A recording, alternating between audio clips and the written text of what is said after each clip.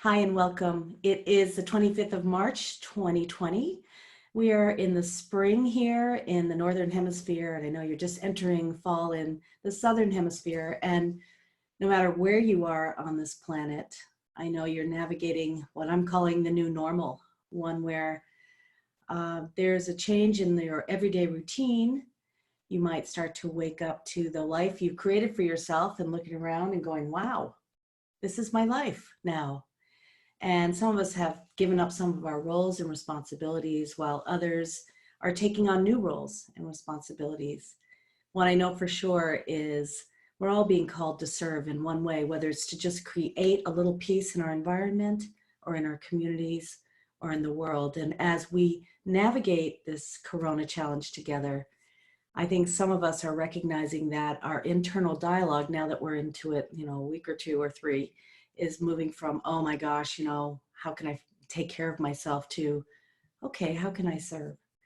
So on that note, my name is Sarah McLean, and I've been offering these meditations for a while and offering them with some of our featured faculty members. And today I'm very excited to welcome Corrine. Corrine is in Nashville, but from Vancouver, British Columbia. Am I right? And Yes.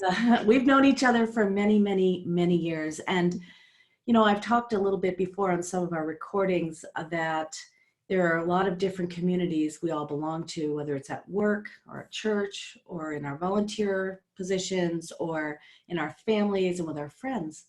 But you're here in a very special type of community. This is a community of spiritual practice, which Corrine and I have been in the same community with various changing environments, but we've been spiritual, I'd have to say, spiritual partners and practitioners together for years and years. And so I'm going to invite her today to lead you in a meditation. For those of you who are new to this, we welcome you, whether you're new to meditation or you have an existing dependable practice. And the program is about a half an hour. Also, I wanted to welcome you and invite you to joining us the 3 times a day, 9 a.m. Pacific, noon Pacific, which we're on now, and also 4 p.m. Pacific. And you can work that out. I think it's 4 p.m. GMT, 7 p.m. GMT, and then I think 11 p.m. at night. So I'm going to stop talking now and leave it to you, Corrine. Thank you, Sarah. Thank you so much. And thank you for, taking you're just bringing your heart and your service. Right from March 1st, you started doing this, right? The 3 meditations or 2 meditations a day, and you just added another one, and you're going to be adding yet another one, which I just think is just amazing. Meditation changed my life drastically 20, 30 years ago when I first started, and I feel so incredibly blessed to have it as a tool now in these times, and to have this community that we're sort of always on meditation retreat. Those of us that teach meditation, where we try to walk the walk. And so we're sort of set up for this, even though it is something that's never happened in the world before. And so we are even together, even in our community that we've been meditating so much, we've come together to support one another, and then now sharing it to those of you who may not be as familiar with a daily practice and daily mindfulness. So I just wanted to, thank Sarah first, and then share with you all. I was sort of drawn thinking about today when Sarah asked me to do this, what I wanted to share. Of course, we will get to meditation, but I did want to share with you something that was very significant in my life when I first started meditating when I was in my 20s. And I did like a 30-day silent retreat when I was in my 20s, about 6 months after I learned how to meditate. I sort of jumped off the deep end. And it was an amazing time in my life, and it sort of set up the rest of my life to teach meditation and share yoga the rest of my life. And what happened was I literally found the universe inside myself. And I realized then, and I have lived by this my life up until now, I've lived that what I found, that all the answers are in the silence. And so I just wanted to start off by sharing that's sort of where I'm coming from. And And I want to, you know, Sarah and I love to share that with you, because we, both of us, meditation is really, that's what we live our life from fully. We definitely walk the walk. So my specialty is a little more gentle yoga. And so I'm going to do a little bit of yoga nidra with you today. And, you know, before I go into that too, I just want to talk about, first of all, I got sick. I just got back from India 2 weeks ago. So I was on a bunch of planes. And before that, I was in Egypt and Israel in the last week of February. So I felt like I was a little bit of a walking coronavirus maybe. And I got really sick, for like flu, like sick. And I'm just on, now you can feel here, I've got a little bit of congestion still, but I'm definitely on the mend and never had to go to the hospital. And I did get tested, but I haven't gotten any test results yet. It's been 5 days and they haven't said yay or nay.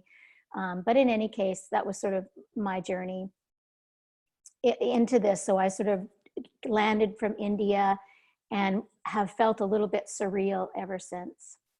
And so I know that if my mind is jumping around a little bit from going to social media, being a responsible citizen, watching the news I need to, which is only 30 or 40 minutes a day.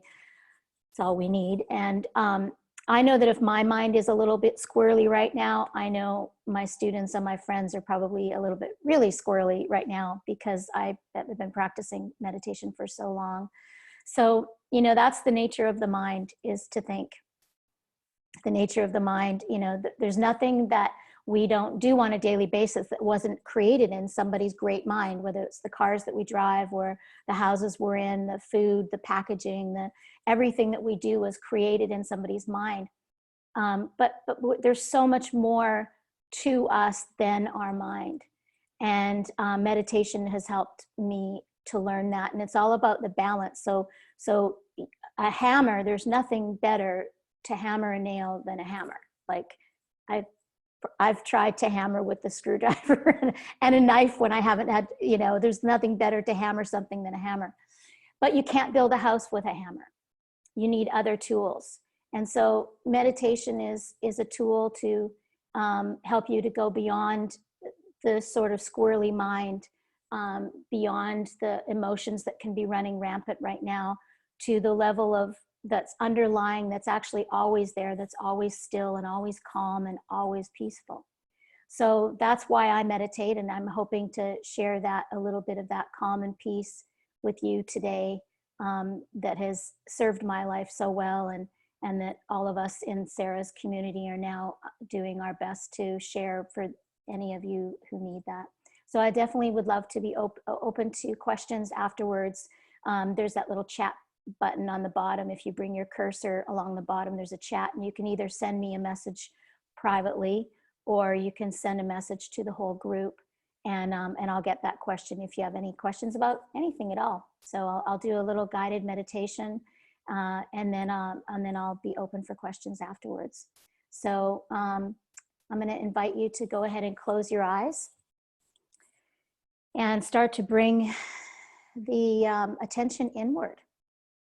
We have our attention going outward all day long until we fall asleep at night. And when we fall asleep, we sort of go a little bit unconscious. So this is a time for us all to be in restful alertness, restful awareness.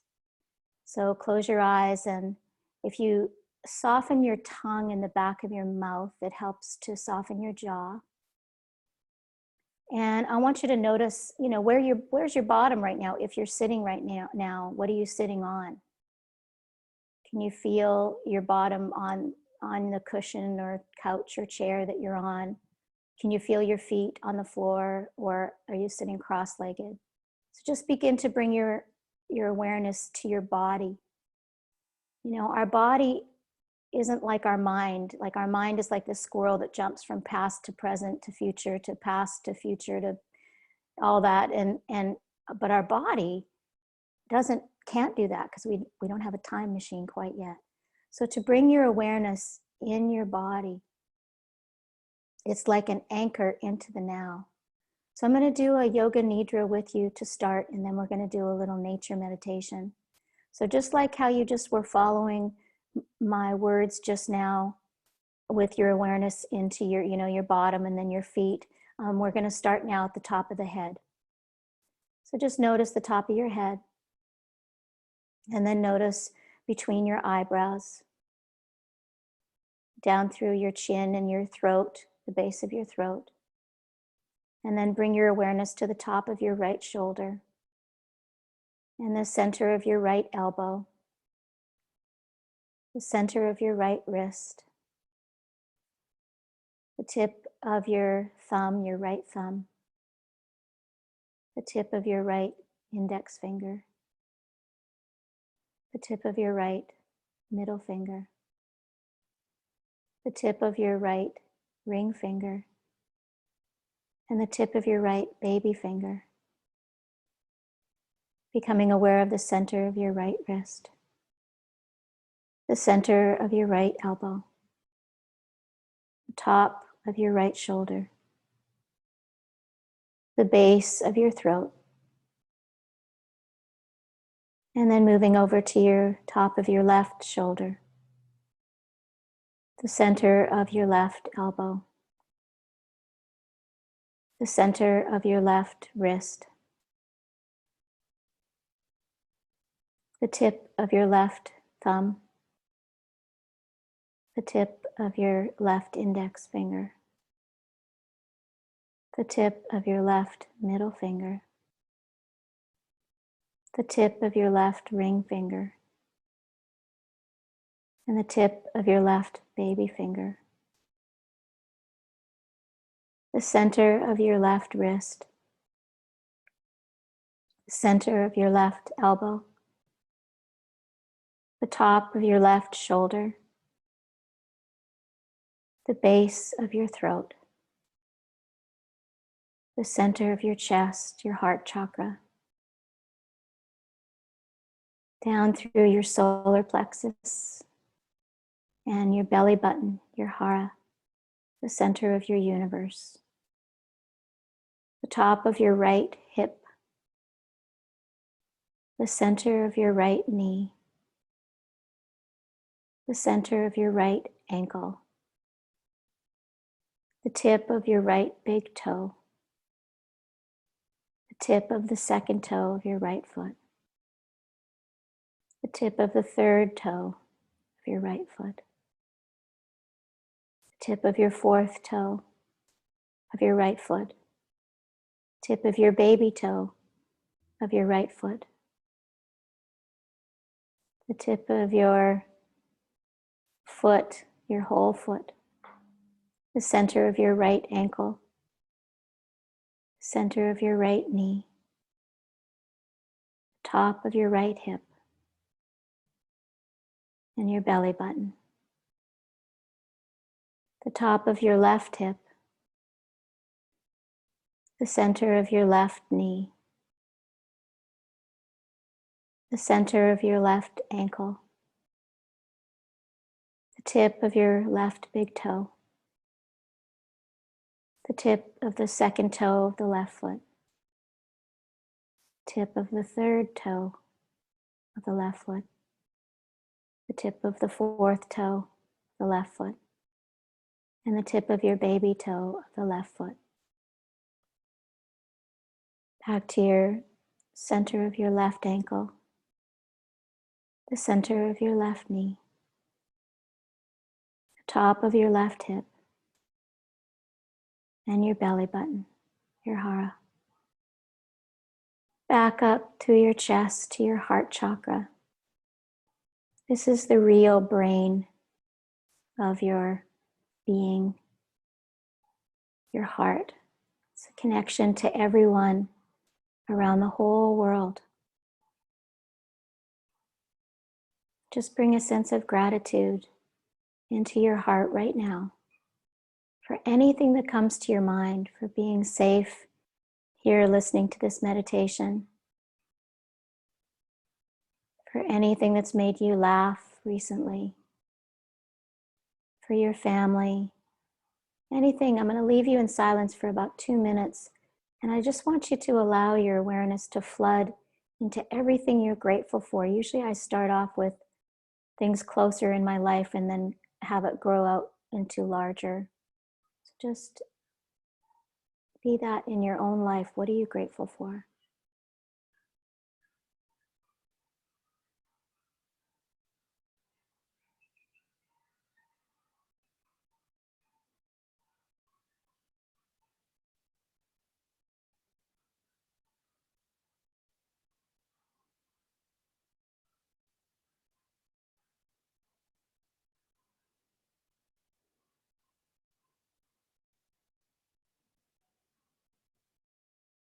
Notice if you feel any tingling or warmth in your heart area when you feel grateful.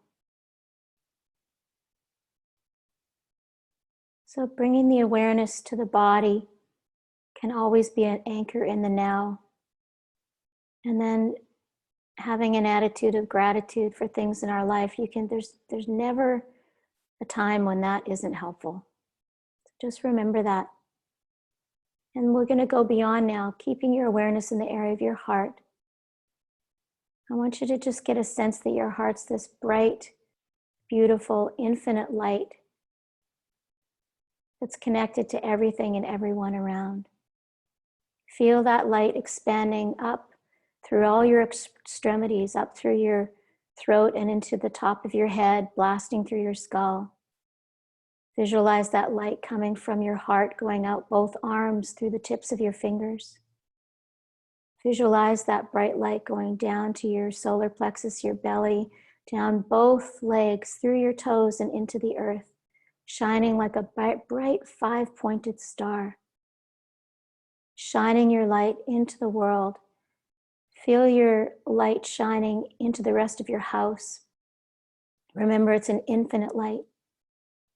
And it can shine up the rest of your city, shine out through your entire city, reaching out through your entire state, province, wherever you are, into your entire country, and then reaching its way around the entire world and out into the vast universe.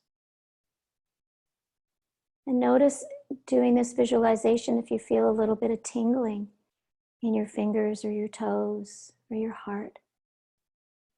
This is the chi, this is the life force. This is pure health, 100% wholeness and health that you're bringing to all the cells in your body, and now you just shared with the whole world.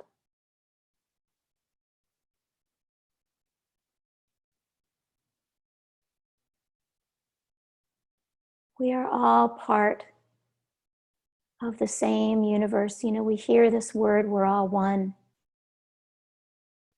But truly, we're all interconnected. Every breath that we breathe, every breath of air that we breathe is something that either a tree has given us or somebody else has exhaled and the tree has taken up and turned it into oxygen. We're all interconnected.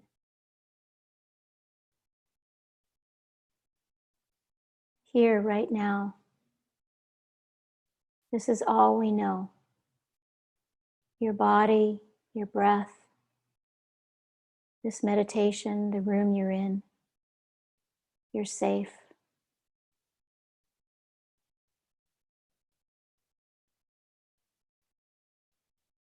And now, as you're sitting here, hopefully a little more relaxed than you were 10 minutes ago, I want you to become something in nature.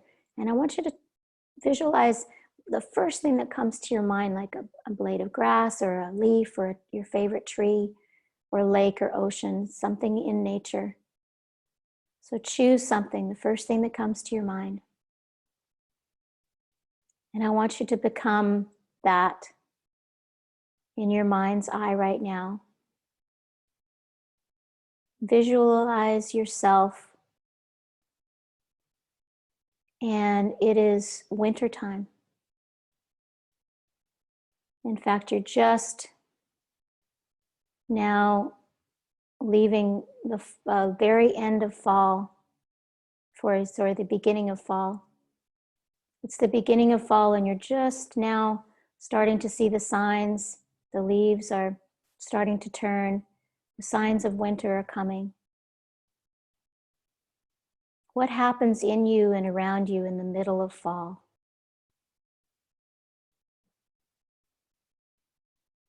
Right at the tail end of fall, as the leaves are starting to fall, how does that change you from the beginning of fall? The signs of winter are here. The first really cold day, if it gets cold where you are. What's happening in you and around you and into your neighbor? How does this affect your neighbor? Moving into a deeper part of winter, a very, very cold night, the coldest night so far. How do you busy yourself in preparing for a very long, cold winter? What's happening in you, around you? How does this affect you? And then a big winter storm comes that lasts for 2 weeks. Huge winter storm. Whatever happens in your part, wherever you are, if there's snow, big, big winter storm. Notice how this affects you. How are you living day to day in this storm? And then there's the first beautiful, bright winter's day that's all blue sky. Very still, very quiet. Still very cold, but very quiet. Beautiful blue sky. How do you feel now? And then as the days start to get warmer, everything starts to melt and thaw, and the first signs of spring come. What do you see? What's happening to the animals and the things around you as spring comes in fully into bloom?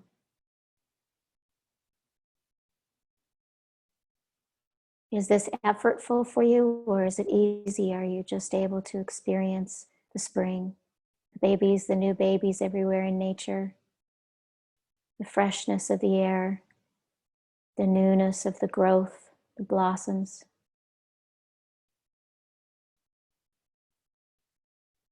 And then as spring draws to a close, the days start to become warmer and warmer, and the signs of that the summer is here are evident. As we move into summer, what do you notice now that's different than the spring? How are the animals and plants around you affected by the summer? And we move into a drought, no rain for weeks. Everything's drying up. Another week of no water. What's happening in you and around you as this thing in nature? And then finally, the spring rains come, the summer is coming to an end. And it's it's going into the fall, the summer's starting to end. Can seem like spring. And there are signs of the fall. There are signs of the beautiful growth that had happened is now ending its cycle, and the fall is coming once again. This is nature. You are every bit as part of that nature as whatever you became. From the time you were born, the food you ate turned into your body, the air you breathed. We're all made up of the same stuff as nature.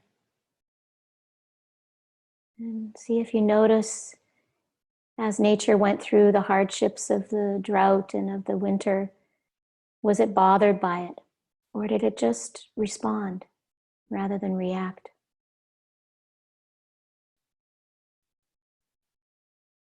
We have that choice also to respond rather than react.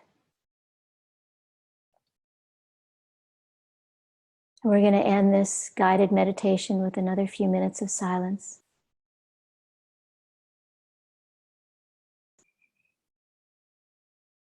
So rest in the absence of my voice now for a few minutes.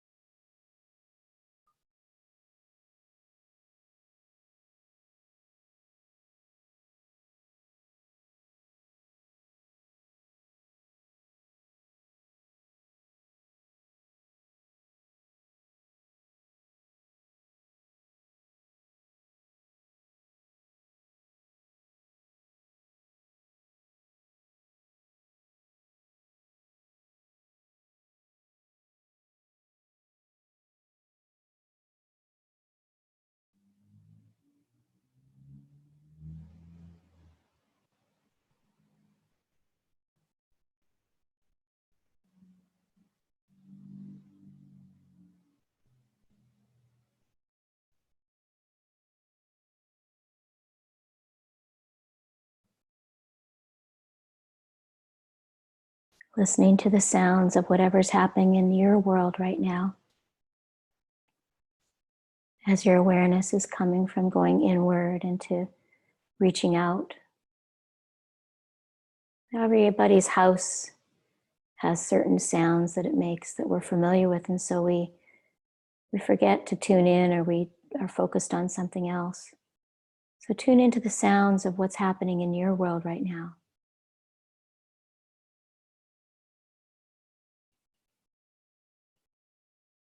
Tune into the smell of what's happening in your world right now. Any smells going on?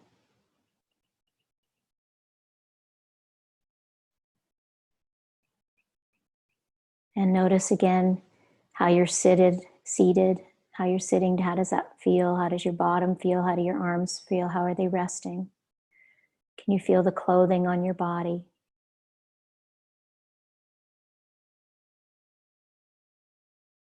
Or even your sense of taste right now. Is your mouth wet or dry? If you had coffee or tea, or just noticing your sense of taste. And then finally, your mind's eye, your sense of sight. Is it dark behind those eyes, or do you tend to see pictures or colors? And then as we all slowly, as you're ready, open your eyes, notice what you see where you are right now.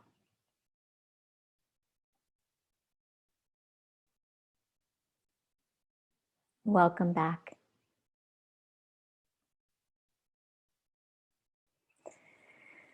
So, thank you all for joining.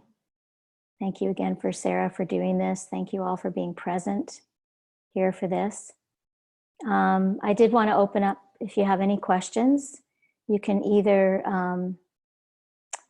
let's see, you can go down to your chat and you can type me a question if you like. Anything you want me to talk about or answer? Thank you so much. Thank you so much. My pleasure, my absolute pleasure. I'm always happy to lead a guided meditation. Does anybody here practice a silent meditation regularly? Very nice. Thank you, Lisa. Thank you, Janice. Yeah, it is nice to get together. A heart from Star, 10 Star. Yeah, I've been getting together with my friends in the morning, every morning. I've got a couple of girlfriends. I'm in Nashville, Tennessee, as Sarah mentioned. And a couple of my best girlfriends are up in Newfoundland, way, way, way up in the eastern part of Canada. a 3-hour flight directly into the ocean from Toronto and New York. And so we get on Zoom and we do yoga together in the morning and connect and talk and meditate together. So because I live alone, and I've also been isolated since I got back from India. I haven't been out anywhere since I was traveling, and then also I got sick afterwards. So I haven't actually seen any human beings. Beautiful meditation, thank you. Also been working with breath work this week. Yeah, that's a really good thing. I'm more of an active meditator, says Lori, while walking, while watching birds, while washing dishes. Beautiful. I mean, that's ultimately what we all hope to get to. But I also love, the silent meditation. But Lori, thank you for joining, since you do love more of an active meditation. Sarah says, thank you. Glad you're feeling okay. Yes, I'm very happy to be feeling good myself. I wasn't surprised that I got sick. I got sick. I got home on March the 12th from India. And that was a Thursday night at midnight. And by Saturday night, I was coughing and had a fever and started having the sweats and body aches and a really bad headache and a sore throat and the whole thing. But it was only just pretty bad. Like my chest started feeling kind of weird the first 2 days, and I'm really in my body. So, but then I just did some breathing exercises and then my chest was okay. So I'm not sure still. Let's see, I was initially resistant to the season changes and then saw the metaphor for change and let go. And then I saw how it helped. Juanita, yes. Some of us don't visualize very well. I am one of those. So only because I've been leading meditations and guided meditations for so many years have I gotten better at it. I did a workshop with Jean Houston many years ago at the Chopra Center, because Sarah and I know each other from Deepak. And we did this workshop with Jean Houston, and she said, everybody has a dominant sense. And because I like to cook, I like taste food I can taste food. So my sense of taste is dominant, and also my sense of hearing, because I'm a musician, they're both dominant. So visualization is very, very difficult for me. So Juanita said, yeah, she was having a hard time resisting to the changes, and maybe it was because of the visualization. But we can, what Jean Houston said, we can develop our other senses over time. And I have found that I still don't really love visualization, but I can at least do it a little bit now. Let's see what other people say. Let's see, thank you. Let's see, Kelly. Hi, Kelly. Been practicing my silent meditation daily. She had great teachers. Yes, I was one of her teachers. You're welcome. Let's see, Sarah says, I started out as a dahlia flower, but then they completely die, so that depressed me. So I switched to myself and not the flower. Then the heavy rains, and I went to the tornadoes and the bad weather. So the nature, the big storms, real dry, hot, was difficult for me. Yeah, see, that's the point of to get you into something nature and not yourself, because we as human beings tend to get our mind in there. We don't like the different weather patterns. We don't like it when it's dry. We don't, the fires affect us and all these different things. But nature, if you did it like I've done, I learned this meditation from Deepak Chopra many years ago. And what I found when I did it, when I used to be a lake, was one of my favorite things, is that nature just is. A tree just goes through the changes of the weather, as do birds. They don't fight over things. They just respond to things. And so that's why I love that meditation so much. So maybe next time, if you, Sarah, if you do that again, yeah, and maybe you could have gone beyond that after the dahlia flower died. Maybe you could have composted into the earth and saw the magic of that. Like that sort of, if you would, maybe next time you can try that. Tina says, is there a recommended length of time and frequency to attain the most benefits? That's a big question. Being a disciplined meditative teacher myself, my stock answer and what I tell my students, as Kelly and my other students know, is 20 to 30 minutes twice a day. That's the recommended time to change your nervous system and to go from flight. It kind of takes a while, as you all know, for the mind to calm down.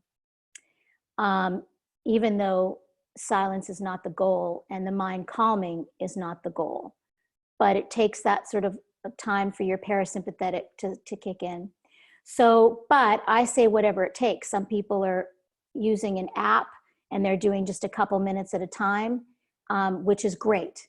So that's the answer is really, it's kind of like people say, you know, because I don't do massage anymore, but I did massage for many years, and people say, well, what frequency do you recommend? And I'm like, hey, if you can afford a massage once a week and you have the time to do it, then do it. It's kind of like the same with meditation. If you have the time, and Deepak says, everybody has the time to meditate. He always says, I'm a pretty busy guy and I have time. So we certainly now all have time, don't we? And so recommended 20, 32 minutes twice a day. That's what I'm going to stick with. So that was that question. Barbara, too much talking. Going into the seasons took me into my mind and brought me out of the body. I am sorry. Sometimes, you know, if I'm in a room with people, usually I can feel where they're at, and I will, you know, slow it down a little bit. But since you're all like, we're all together virtually, of course, and energetically we're connected. But I apologize for that. Sometimes people need a little more guidance, and sometimes other people need less guidance. So thank you for hanging in, and thank you for that feedback. I appreciate it. Thank you. It's wonderful to do silent meditation, but lovely to be guided, Susan says. It felt accepting to me. Wishing you well. Thank you. Thank you so much. Juanita, again, I appreciate people not talking about symptoms or disease by name, as it's a fear provoker. Yeah, words are powerful. Thank you for considering this. Yeah, I didn't mention pandemic. I didn't do that. That was just intuitively. Means we're all sick, and we're definitely not beautiful. That's true. My love and support for you, and giving spirit in us, leading us today. Thank you. Yeah. Our words are power. Our attention's power. And I think what I want to leave you with is that whatever you put your attention on grows. And so I'm a big gardener, so I haven't had time to go out yet, but I'm going to, hopefully after I'm out of this quarantine isolation thing, I'll be able to go out and garden. The more attention I give my garden, the more it flourishes. So this is why I'm so thrilled that you all are joining us today in this meditation, because the more attention you put on connection and, you know, other things other than, you know, the intensity that's going on there, you know, I tell my students to balance it out a little bit. So if you're going to watch 45 minutes of news, you know, watch a funny sitcom too, or call a friend daily, call your family members daily. I'm on FaceTime with my mom, who's just moved into a retirement community like 2 weeks ago. And they're on lockdown now. I'm on the phone with her every single day, on FaceTime with her. Unfortunately, she knows how to do FaceTime. So, so I appreciate all of you being on and being present, and for your feedback, and for Sarah asking me to do this. She's got 3 a day, and she's going to be going to 4 a day. So use the resources. Thank you. Namaste.